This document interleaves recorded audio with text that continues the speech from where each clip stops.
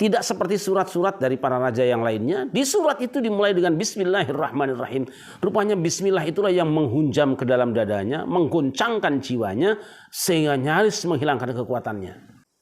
Kita mungkin punya kelemahan dan kekurangan.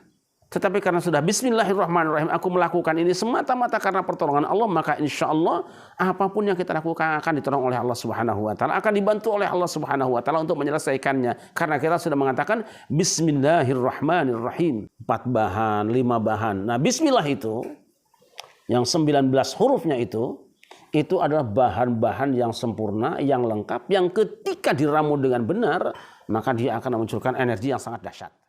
Tapi kadang-kadang kita zikir itu ya kosong. Antara ucapan dengan rasa hati, suara hati itu beda lah. Kita mengatakan Allahu Akbar, Allah Maha Besar, tapi malah mengatakan gue gagah nih. Nah, itu yang bikin hancur.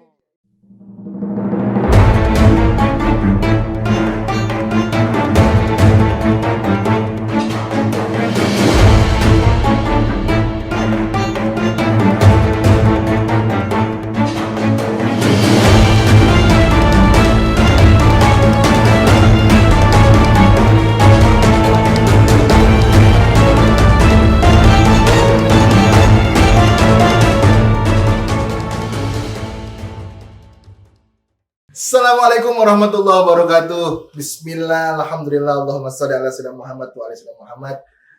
Apa kabar buat sahabat Pena Sang Kiai? Dari mana kita bisa mudah-mudahan hari ini tetap bisa semangat, sehat walafiat, dan pastinya mudah-mudahan Anda semua masih dalam keadaan yang bergairah.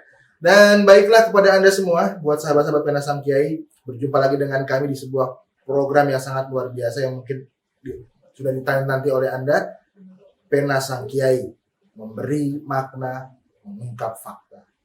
Baik, pemirsa dan juga sahabat-sahabat semua, kita sudah tahu bahwa misalkan di Islam memulai sesuatu pekerjaan dengan Bismillahirrahmanirrahim. Sampai ada sebuah film yang sangat fenomenal yang kemarin sempat booming di Indonesia, Kupina Engkau dengan Bismillah. Ada apa dengan Bismillah ini? Kalimat yang begitu simpel tapi kok bisa begitu hebat dalam Islam. Kalimat yang begitu mudah, tapi ternyata insya Allah hari ini kita akan kupas dan kita akan angkat ke dalam permukaan. Mudah-mudahan akan menjadi manfaat buat Anda. Dan buat Anda pemirsa, sekali lagi saya ingin mengingatkan kepada Anda bahwa di bawah sudah ada link-link sosial media kami. Anda bisa men-tweet kami, follow Instagramnya, ikuti di Facebooknya, dan pastinya berikan like dan komen. Juga subscribe, mudah-mudahan kalau misalkan ini manfaat, sebarkan kepada saudara Anda, sahabat Anda, jadi kita bisa bersama-sama mengetahui tentang kisi-kisi dalam Islam. Dan langsung saja kita langsung meminta narasumber kita, yaitu guru kita tercinta Abi Kiai Saiful Rahmat, untuk menjelaskan tentang apa itu Bismillah. Langsung saja silakan Kiai. Assalamualaikum warahmatullahi wabarakatuh. Alhamdulillah wassalatu wassalamu ala rasulillah wa ala alihi wa ashabihi wa man tabi'ahu wa walah, amma ba'du. Satu hari Nabi Sulaiman mendengar informasi dari Hudhud, salah seorang stafnya, bahwa ia baru saja melewati satu kerajaan besar, yaitu kerajaan Saba, yang dipimpin oleh seorang ratu bernama Balqis atau Bilqis. Sangat disayangkan kerajaan yang besar itu ternyata menyembah matahari. Mendengar laporan ini, kemudian Kanjeng Nabi Sulaiman membuat surat meminta agar supaya Bilqis bisa menyerahkan diri, takluk di bawah kekuasaannya. Berangkatlah Hudhud ini menyerahkan surat tadi kepada Bilqis. Ketika dibuka, surat itu berbunyi, Innahu min Sulaiman wa innahu bismillahirrahmanirrahim, alla ta'alu alayya wa'tuni muslimin. Surat ini datangnya dari Sulaiman dengan menyebut nama Allah yang pengasih lagi maha penyayang. Hendaklah kalian semua jangan meninggi di hadapan kami dan datanglah pada kami dalam keadaan berserah diri, menyerah. Ketika membaca ayat ini, Balqis tidak seperti biasanya. Sebagai seorang ratu yang memiliki kekuatan tentara sangat besar, biasanya sedikit saja tersinggung dia akan mengarahkan pasukan. Tapi kali ini dia terdiam. Kemudian pasukannya menantang. Nahnu ulu quwwati wa ulu ba'sin syadidi wal amru ilaik. Fanzuri madza ta'murin. Baik Tuan Ratu, kami adalah pasukan yang sangat kuat, senjata kami sangat lengkap, pengalaman perang kami juga sudah cukup banyak, kami sudah teruji. Perintah di tangan Paduka, apa yang harus kami lakukan? Mereka menantang perang, tetapi tidak dengan Balqis. Mengapa? Karena Balqis ketika membaca surat, bergetar hatinya, gemetar tubuhnya. Dia lemes, nyaris tidak punya tenaga. Kenapa? Karena di dalam surat itu ada Bismillahirrahmanirrahim. Tidak seperti surat-surat dari para raja yang lainnya. Di surat itu dimulai dengan Bismillahirrahmanirrahim. Rupanya Bismillah itulah yang menghunjam ke dalam dadanya, mengguncangkan jiwanya, sehingga nyaris menghilangkan kekuatannya. Hamba yang dimuliakan, ini dia keampuhan Bismillah. Dia diletakkan di awal surat. Bukan cuma Balqis. Baginda Nabi besar Muhammad SAW juga pernah berkirim surat kepada Kisra. Dan surat itu dimulai dengan Bismillahirrahmanirrahim. Begitu diterima oleh Kisra, suratnya disobek-sobek. Ketika disampaikan laporan pada Rasulullah SAW, beliau mengatakan, Mazzaqallahu mulkah. Allah pasti akan merobekkan istananya. Karena dia telah berani menyobek-nyobek Bismillah. Menghinakan nama Allah.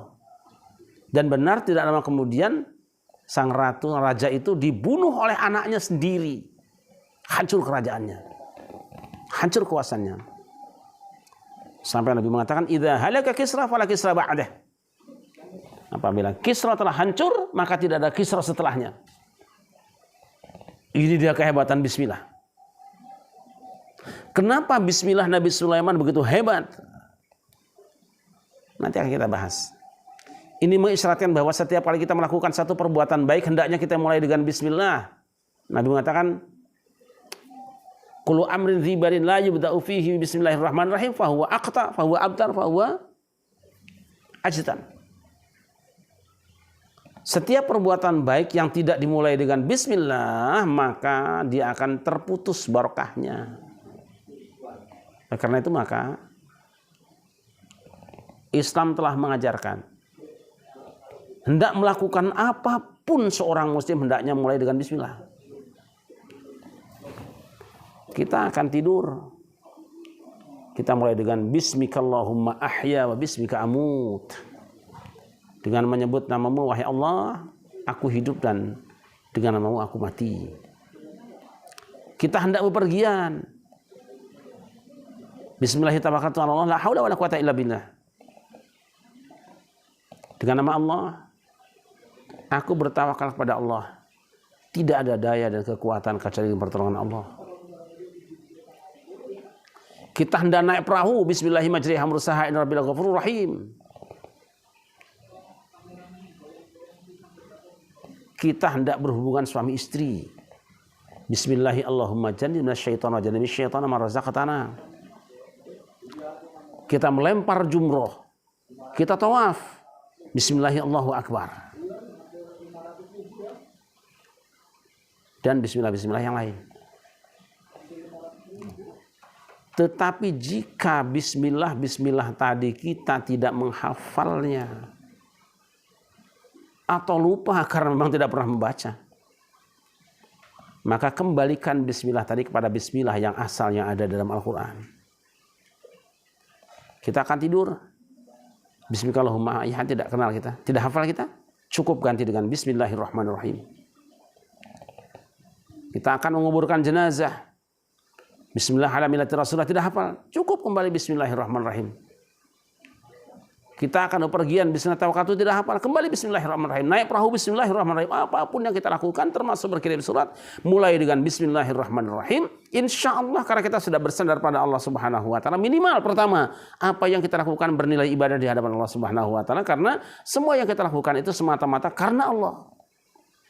Yang kedua, kita mungkin punya kelemahan dan kekurangan. Tetapi karena sudah bismillahirrahmanirrahim, aku melakukan ini semata-mata karena pertolongan Allah, maka insya Allah apapun yang kita lakukan akan ditolong oleh Allah Subhanahu wa taala, akan dibantu oleh Allah Subhanahu wa taala untuk menyelesaikannya. Karena kita sudah mengatakan bismillahirrahmanirrahim. Lihatlah Allah. Wahyu pertama yang turun, Iqra bismi rabbikal ladzi khalaq. Baca dengan nama Tuhanmu yang telah menciptakan. Seakan Allah mengisyaratkan jika engkau akan membaca Al-Quran, jika engkau akan membaca buku, jika engkau akan menuntut ilmu, mulailah dengan bismillahirrahmanirrahim. Dan prakteknya ayat pertama dalam Al-Quran adalah bismillahirrahmanirrahim. Baik, ya ini salah satu yang mungkin baru mulai kita menambah wawasan. Hanya saya pengen mempunyai pertanyaan gini, Kiai. Ini kan bismillah merupakan sebuah afirmasi mengagungkan nama Allah. Bagaimana tadi bisa mengakibatkan sebuah kalimat yang simple tadi bisa membuat power yang begitu besar?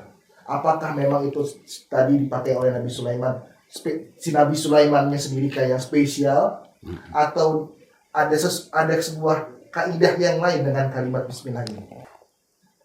Huruf-huruf Al-Quran itu tidak ubahnya seperti dedaunan di alam. Ketika kita sakit mata, kita petik daun sirih. Ketika kita mencret, kita petik daun jambu. Saat kuping kita agak budek, petik daun pisang, kemudian beri nasi masih hangat, tiupkan. Saat sariawan, kita petik daun saga. Begitupun huruf-huruf Al-Quran itu punya energi yang luar biasa. Dia berenergi saat dituliskan, berenergi saat diucapkan selama pengucapannya itu sesuai dengan kaidahnya. Nah, daun-daun itu ada yang kelasnya memang kelas 1. Kita biasa kalau milih teh misalnya ada teh yang paling bagus dia pilih dikelompokkan. Kopi juga sama. Ya tidak semua kopi itu sama, ada kopi yang pilihan. Mungkin karena hari ini tidak ada kopi jadi saya tidak bisa jelaskan kopinya. Ada kopi yang kelas 1, kopi ini misalnya. Nanti ada kelas 2, kelas 3-nya. Nah, sama seperti itu ketika kita mengucapkan huruf Al-Quran. Ada yang fasih mengucapkan hurufnya, itu maka dia akan keluar energi yang sempurna. Nah, nanti ada huruf jahr, ada hamas, ada rukhawah, ada syidah, ada lin, ada huruf halak. Itu semua ketika diucapkan akan memunculkan energi yang berbeda. Nah, ini sudah diteliti di laboratorium. Ternyata pengucapan huruf-huruf yang berbeda akan memunculkan kekuatan energi yang berbeda pula. Orang yang fasih membacanya maka dia energinya akan lebih sempurna. Nah, bismillahirrahmanirrahim itu seperti ramuan yang dikumpulkan untuk sebuah obat yang sangat ampuh. Misalnya kita membuat obat kadang-kadang dari 3 jenis daun, 4 bahan, 5 bahan. Nah, bismillah itu yang 19 hurufnya itu adalah bahan-bahan yang sempurna, yang lengkap, yang ketika diramu dengan benar, maka dia akan memunculkan energi yang sangat dahsyat. Berarti setiap huruf-huruf Quran itu beresonansi ya? Oh iya, tapi kualitasnya tergantung orang yang bacanya. Kalau orang yang bacanya fasih, insya Allah itu kelasnya tinggi. Kalau yang tidak fasih, ya tentu kualitas obatnya juga mandan generik gitu. Jadi ada pembaca Al-Quran yang generik lah gitu. Ada generik, ada juga yang pembaca yang memang obatnya itu obat paten ya. Nah, kalau yang punya kualitas obat paten baca Quran itu kayak Ustaz Muhammad, Humaydi Hambali, para syekh, itu jelas kalau baca ayat itu pasti energinya sempurna. Karena apa? Itu kelasnya itu obat paten, hurufnya sudah paten, dan itu ada gurunya. Nah kalau kita mungkin sudah kelasnya agak generik dikit lah. Gitu. Nah, Kiai, saya pernah mendengar pengajian Kiai di beberapa di TV itu, saya ingat sekali bahwa fasih itu dalam membaca bukan hanya sekedar fasih, tapi juga ada fasih yang dari batinnya. Nah itu tadi kan pertama tulisan lahirnya dulu kan, bacaan luarnya benar dulu, baru yang keduanya adalah bacaan dalamnya. Bagaimana tuh, Kiai? Iya, Nabi Sulaiman itu bisa ampuh karena ketika membaca Al-Quran, menuliskan Bismillah itu, saat dia menulis keyakinannya kepada Allah kuat. Jadi ini berenergi betul. Begitu dibaca baru melihat hurufnya itu sudah gemetar. Channeling berarti ya? Iya betul, vertikalnya ada. Jadi bukan horizontalnya, dia tarik dari atas lemparkan ke sampingnya, itu berenergi luar biasa. Dan itu sebabnya ketika Rasul dikejar sama Suraqah kan, ingat ya, dia angkat pedang dia. Siapa yang nolong kamu wahai Muhammad dari pedang ini? Hanya satu kata, Allah, jatuh. Jatuh pedangnya. Kenapa? Ketika nyebut nama Allah itu punya keyakinan. Kalau kita kan enggak nyebut nama Allah itu ya kadang-kadang ya terasa lucu juga kan. Seperti orangnya baca istighfar, ada zikir istighfar itu betul-betul astagfirullahaladzim. Oh itu menghancurkan dosa-dosa. Tapi kadang-kadang kita zikir itu ya kosong. Antara ucapan dengan rasa hati, suara hati itu beda lah. Kita mengatakan Allahu Akbar, Allah Maha Besar, tapi malah mengatakan gue gagah nih. Nah, itu yang bikin hancur. Ini mewakili pertanyaan dari mungkin dari teman-teman sahabat Pena Kiai.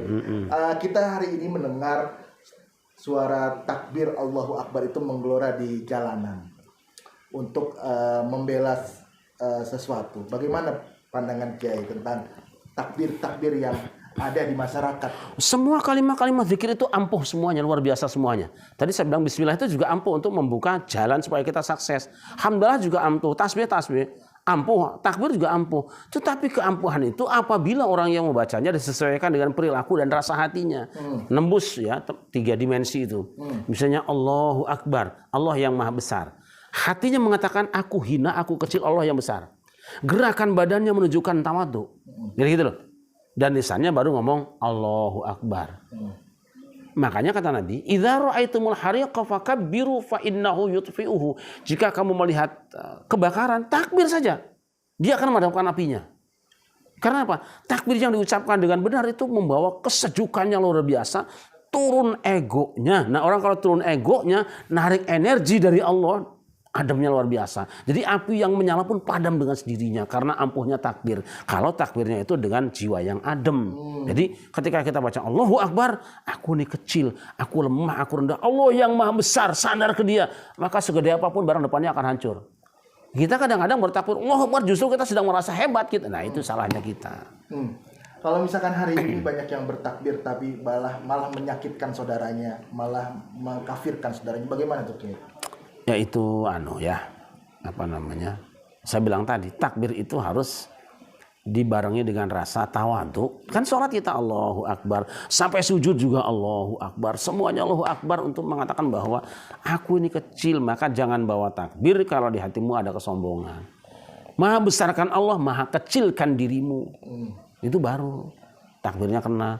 Maha suci Allah, Allah suci aku kotor, tapi merasa gue hebat nih. Ya percuma saja baca tasbih di situ. Tadi kan Kiai bilang pada saat baca takbir, terusnya hatinya adem, bisa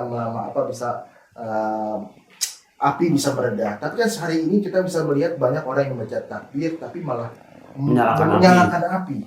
Bagaimana tuh Kiai? Kok bisa kontradiktif nih? Ya mungkin kita ini baru sampai di situ. Mungkin dikira kalau satu lafal itu tidak punya temannya, tidak punya pasangannya. Takbir tanpa pasangannya tawadhu. Tasbih pasangannya itu merasa kotor. Istighfar pasangannya merasa dosa. Kita kan enggak. Kadang-kadang marah sama orang pakai istighfar. Bukan. Astagfirullahaladzim. Plek. Bukan begitu. Kalau istighfar itu ke sini. Aku banyak dosa, aku banyak salah. Ya Allah, kok anakku kayak gini, mungkin aku yang salah. Ya Allah, bukan bocahnya yang dikampleng, bukan. Hatimu yang dikampleng. Anakmu nakal tuh karena hatimu kotor. Maka astagfirullahaladzim. Kita mohon pada Allah. Bukan anak yang jadi sasaran. Gitu loh. Baik. Sama juga dengan takbir tadi. Ya kita menggunakan takbir itu karena kita merasa lemah.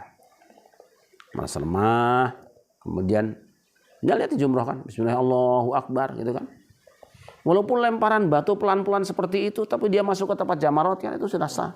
Malah tidak boleh kita lempar batu kenceng-kenceng di sana kan. Lempar jumroh tuh, kenceng kena orang, enggak boleh.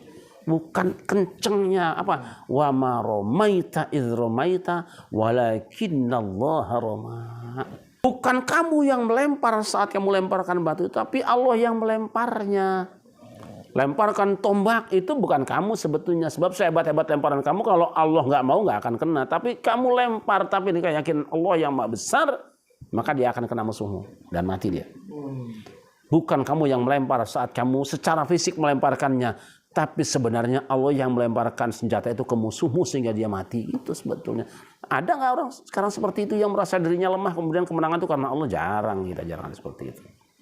Jadi kembali ke bismillah, jadikan bismillah sebagai teman hidup kita. Apapun yang kita lakukan mulai dengan bismillah, supaya apa? Satu, bernilai ibadah, kedua, ditolong oleh Allah. Itu aja. Baik ya, luar biasa ini. Nah, buat sahabat PENA, sekali lagi saya ingin mengingatkan kepada Anda bahwasannya Abi Kiai Saif Rahmat, guru kita tercinta, sudah memiliki sebuah produk yang sangat-sangat luar biasa. Ada 16 jilid kitabnya beliau atau buku tulisannya beliau, buah pemikirannya beliau. Anda bisa memilikinya dengan cara yang mudah dan pastikan Anda memilikinya di rumah. Dan 16 jilid ini Anda bisa miliki dengan cara menghubungi di toko online, ada di bawah ini. Dan juga Anda juga bisa langsung menghubungi web kami atau admin kami, dan juga bisa langsung menuju ke nomor telepon yang nanti akan mungkin ada di bawah ya.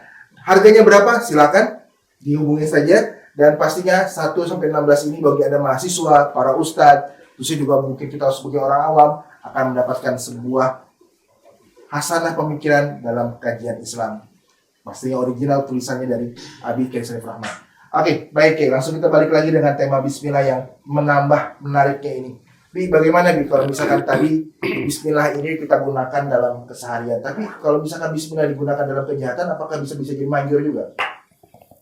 Jangan dipakai untuk kejahatan, nanti kalau digunakan kejahatan dia akan balik kita yang celakanya. Jadi seperti itu ya Bi? Ya. Jadi bagaimana kalau misalkan bismillah ini biar tajamnya terasa dan ampunnya terasa dengan diri kita? Pelajari tauhid dengan matang. Kita pelajari apa itu makna Allah, apa itu Ar-Rahman, apa itu Ar-Rahim. Pahami itu. Apa kira-kira Ar-Rahman Ar-Rahimnya ini? Sedikit ini. Allah itu kan zat wajibul wujud. Yang wajib adanya. Kalau kita ini mungkinul wujud ya. Sifatnya jaiz, mungkin saja adanya. Karena Allah ada tanpa kita dan kita tidak ada tanpa Allah. Wajib adanya. Dan dia menggambarkan, melukiskan tentang makna uluhiyah. Uluhiyah itu bermakna ubudiyah. Tidak ada yang wajib disembah kecuali dia, tidak ada tempat menghamba kecuali dia.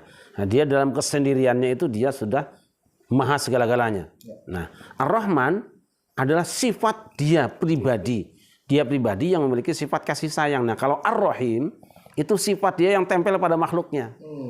Jadi ketika dia sendirian, kita wajib menyembah dia, memperhamba dia. Itu Ar-Rahman. Wa'budullah atau ibadur Rahman, hamba Ar-Rahman. Tetapi ketika kita berdoa kepada Allah, tidak kepada Rahman. Tidak kepada Ar-Rahman. Kita berdoa, mohon pada Allah dengan Rahim. Makanya hadis mengajarkan, Allahumma ya Ghadiyyu ya Hamidu ya Mubdi'u ya Mu'id ya Rahimu ya Wadud. Aghnini bin halalikan haramik, wa bi ta'atika amma asyatik, wa bi fadlika amman siwak. Jadi mintanya itu kepada Ar-Rahim. Tapi kalau menyembah kepada Ar-Rahman, mengabdi kepada Ar-Rahman, kalau berdoa kepada Ar-Rahim. Makanya Abdur Rahman itu lebih baik ya. Hambanya Allah yang Maha Pengasih. Minta kepada Ar-Rahim. Makanya Allah mengatakan wa kana bil mu'minina rahima. Dia Allah kepada orang yang beriman itu Rahim, bukan Rahman. Innallaha bin nasi la raufur rahim. Sesungguhnya Allah itu maha penyantun dan Rahim kepada seluruh manusia, bukan Rahman. Rahman itu hak dia, Rahim kemurahan dia. Rahman kita menyembah ke dia, Rahim kita minta ke dia. Nah, nanti ke bawahnya itu kalau Ar-Rahman iyyaka na'budu, kalau Rahim iyyaka nasta'in, seperti itu. Masya Allah, luar biasa. Baik, lagi-lagi saya ingatkan kepada sahabat PENA, dan kayak ini semakin menarik ya kalau misalnya memang banyak sekali permintaan-permintaan dari netizen sahabat PENA Sang Kiai. Kenapa ya waktunya sebentar sekali? Sabar. Nanti kita akan kalau misalkan memang ini makin banyak viewernya, kita akan mengadakan sesi live nanti insya Allah mau doakan. Dan saya minta kepada Anda semua untuk terus mengikuti sosmed kita, baik di Twitter, IG, dan juga di channel YouTube Kiai Haji Raden Sarif Rahmat. Baik, sekali lagi kita balik lagi dengan tema Bismillah. Bi, tambahan nih kalau misalkan di sesi terakhir, bagaimana Bismillah ini menjadi modal kita sebagai umat Islam untuk beribadah, dan bagaimana caranya Bismillah ini bisa betul-betul membuat kita tambah yakin bahwa Allah begitu welas dan asih. Ar-Rahman Ar-Rahimnya. Bagaimana?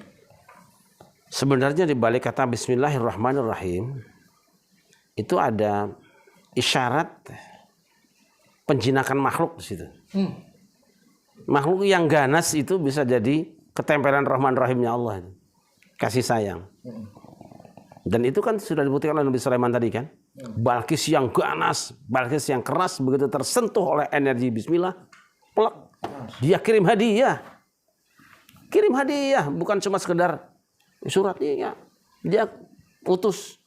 Wa inni mursilatun ilaihim bihadiyatin fanadiratun bima yarji'ul mursalun. Aku mau kirim hadiah buat Sulaiman. Baru baca Bismillah udah kirim hadiah. Tapi kan Bismillahnya Sulaiman. Kalau Bismillah kita, enggak lah. Jangankan Bismillah, mungkin Quran 30 juz juga kalau Kementerian Agama korupsi nggak ampuh kan. Ya, ada nggak pemimpin-pemimpin Indonesia yang masih memiliki kalimat Bismillah yang ampuh? Ada. Lihat saja orangnya punya kasih sayang apa tidak. Jadi kalau orang nyalahin orang, mencaci maki orang tuh nggak ada Bismillahnya. Tidak ada Bismillahnya. Yang ada Bismillahnya pasti melihat orang dengan kasih sayang. Untuk apa dibaca ditelan Bismillahirrahmanirrahim kalau sifat Allah yang kasih sayang itu tidak ada dalam dirinya. Dan itu doanya orang pasti ampuh. Karena apa? Irhamu man fil ardi yarhamkum man fis sama. Sayangi oleh kamu yang di bumi, pasti nanti yang di langit juga akan merahmati kamu. Jadi menyayangi kamu. Rahmati yang di bumi semuanya. Jadi rahmat lil alamin itu bukan hanya rahmat bagi orang beriman saja. Semua makhluk Allah dikasih sayangi. Tapi tentu kasih sayangnya berbeda. Maka orang-orang yang punya kasih sayang kepada makhluknya, dia akan melihat orang-orang yang beragama berbeda dengan kita, dia tidak akan membencinya. Dia kasihan dengan dia, maka akan berusaha membujuknya bagaimana supaya berpindah. Itu sifat Nabi. Ya, bil mu'minin raufur rahim. Itu dia. Tidak menyakiti dan rahim, dia kasih sayang. Melihat orang yang satu agama, dia akan dekati kasih sayang sebagai seorang agama.